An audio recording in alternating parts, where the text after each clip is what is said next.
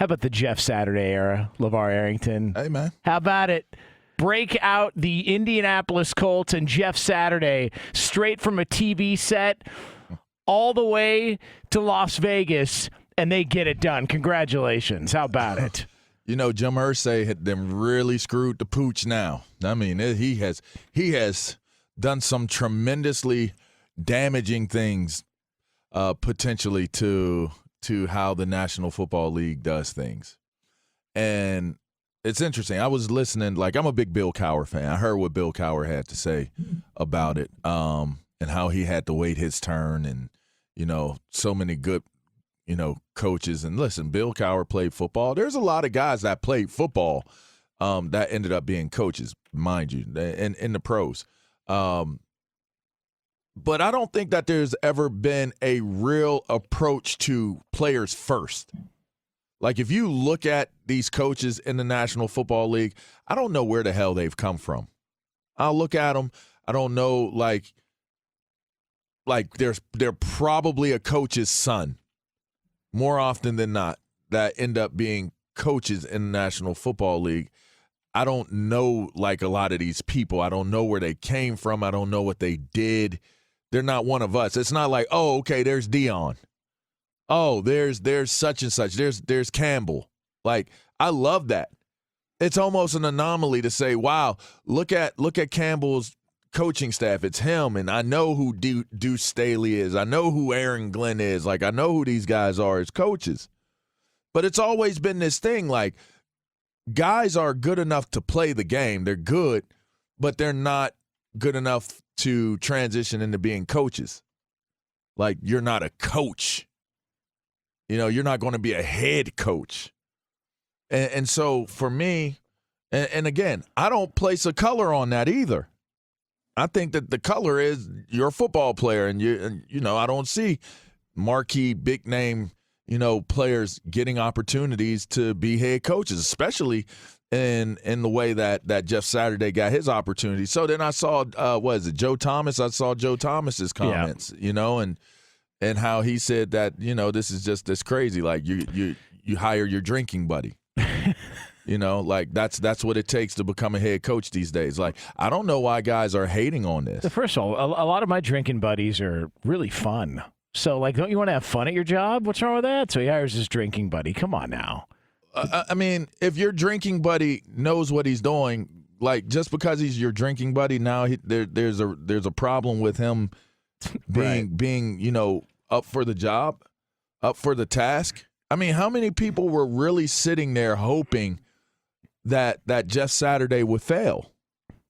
And those people, honestly, should be ashamed of themselves. I really do believe that. Like, you can have your opinions, but to think that this guy, he got an opportunity for one reason or another, give him credit. Like, apparently he had turned down the job because he wanted to do TV and wanted to spend time with his family, apparently, is what is being reported. Well, because they had asked him or talked to him a few times about being an assistant on the staff. And he didn't want to be a lineman coach, an assistant coach. He basically didn't want to do what everybody else was doing. But he's been a consultant for him for a while now. Like, he would talk with him every week about offensive line play, et cetera, et cetera. Yeah, of course. Well, I mean, listen, you're at happy hour. I mean, why not break down why Quentin Nelson's having a down year, you know, while you're trying to get drink specials in before they close happy hour? There's nothing wrong with that.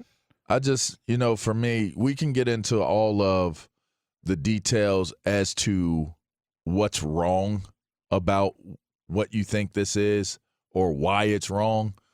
But what we found out this weekend is, oh, wait, all this stuff where you have to recycle it to the same exact coaches.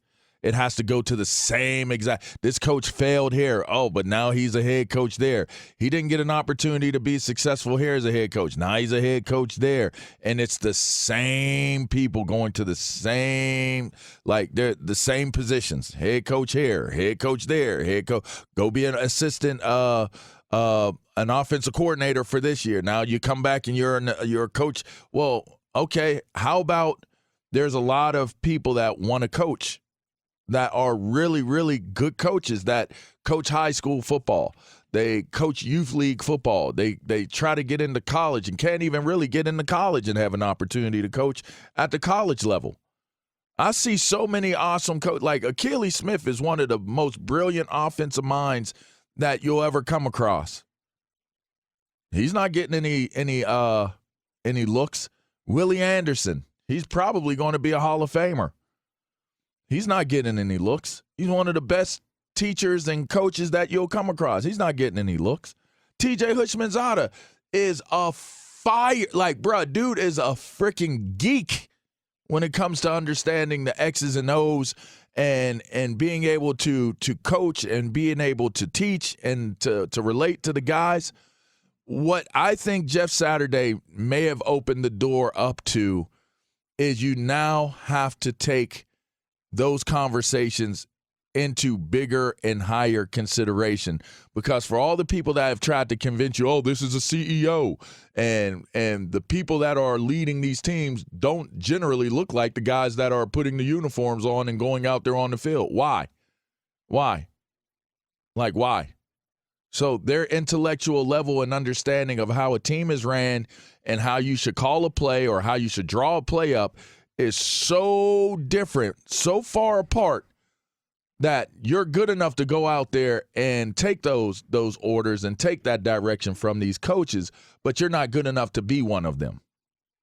I think that's out. Like, I think Jeff Saturday, if he continues, now you get one win, I mean, but still one win in the league under those circumstances, that's pretty extraordinary if you ask me.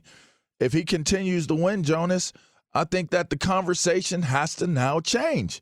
You can't make the coaching position something that it is not. It is not brain surgery. I'm sorry. It's not. It's not open heart surgery. It's not. You're not building a rocket and flying that rocket out into outer space. It's not. It's managing men, managing young people, whatever level it is. We're talking NFL, and calling the right plays and getting them. You know what the right play is, Jonas? A play that your players believe that's going to work, and they go out there and they execute it.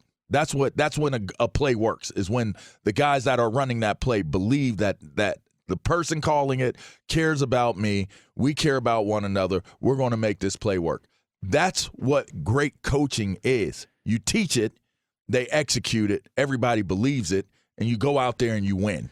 When we were critical last week of the Indianapolis Colts hiring Jeff Saturday, for me, it wasn't so much that Jeff Saturday, walked off a TV set and took the job. It was more the Jim Irsay up and down roller coaster ride. The Matt Ryan's got to be benched one week, and then your offensive coordinator who doesn't call plays has got to be gone the next week, and then you've got, Frank Reich is fired again. It was the up and down roller coaster, but nobody had any idea whether or not Jeff Saturday was going to work out or win this game against the Raiders, except for probably Raiders fans who are so down on their luck when it comes to the team.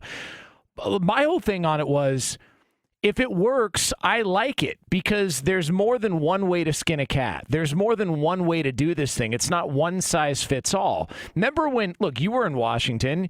Remember when Sean McVay got hired by the LA Rams? I remember hearing about him interviewing, and all of a sudden, he was never even considered to be a legitimate candidate for the job. It was more of a, all right, well, we'll interview this young guy out of Washington and see what he's all about.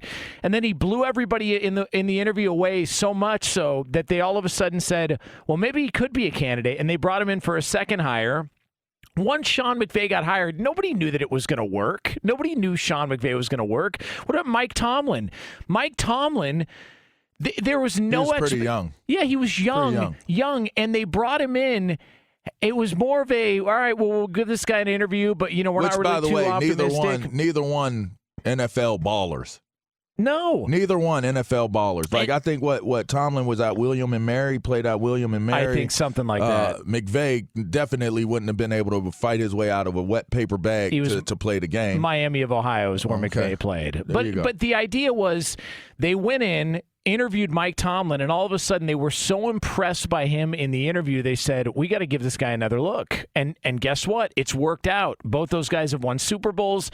I'm not saying Jeff Saturday is going to win a Super Bowl, but the idea that you're immediately disqualified from the conversation because of this. What? Right. Because of what? It's so strange to me. Like, those were two losing NFL teams. They've got losing records in the NFL, and I was probably more interested in that game yesterday than any other game of the weekend because I just wanted to see if it was going to work. And look, he could lose the remaining games here, and then bad. He's out. They did not look bad. Yeah, they looked inspired. They looked fired up. Matt Ryan all of a sudden's a mobile quarterback. What the hell was that about? I mean, it's just big run. So it could all blow up in everybody's faces next week, and Jeff Saturday could realize, man, the commitment, all that stuff. I don't want any part of it. But does it blow up? Because in the end, you're already hoping and anticipating and wanting him to fail miserably. So if that's where we're starting. A loss isn't a failure. It really isn't. A loss is what people are expecting. How are they going to lose? Are they going to fall off of the rails? I doubt it. You know why? Because you have a team full of professionals, bro. As Jeff Saturday said so many times in his opening press conference, bro. It's a team of professionals. You put the game plan together, Jonas. Let me tell you something. You want to know that what football players know by the time they get to the National Football League? What plays are, what positions are, what gaps are, what gap responsibilities are, what protections are. Do you have to make it so that S is so complicated that they can't understand the dynamics or the minimals or the essentials of what it is that you're supposed to execute on offense and defense? That's up to you as a coach. That's up to you as a coach. But last time one of the things that my man 1000 Watts, Marcus Washington, used to always say before we go out there and play the game, was pregame, was Rydell on Rydell, y'all. Rydell on Rydell, y'all. Rydell on Rydell, y'all. You know what that means? F a play. They called a play. I know I got outside contained. And you know what? I'm going to take this Rydell, and I'm going to put it on that guy's Rydell, and we're going to figure out whose Rydell is badder. Is your Rydell badder than mine, or is mine badder than yours? And if you can get pros who understand football, like we're not Neanderthals. They're not Neanderthals. They're actually pretty intelligent people. They're actually thinking people that make it to the National Football League. You know, they do Wonderlic tests. They do all kinds of testing and stuff like that. You know, emotional tests, mental tests, aptitude tests. They're not dummies. So if they're not dummies and they're good enough to make it to be a professional and be paid to do so, then give them a little bit of respect. Give them a little bit of grace, and knowing that if someone comes in that has no real experience, even as a football person, and picks up a piece of paper and says, here are the plays we're going to run, if you don't think that those guys can comprehend those plays and run those plays, then you don't understand athletics. You don't understand how the mind works. You don't understand how a professional operates. You get out there and you run the plays. Players make plays work.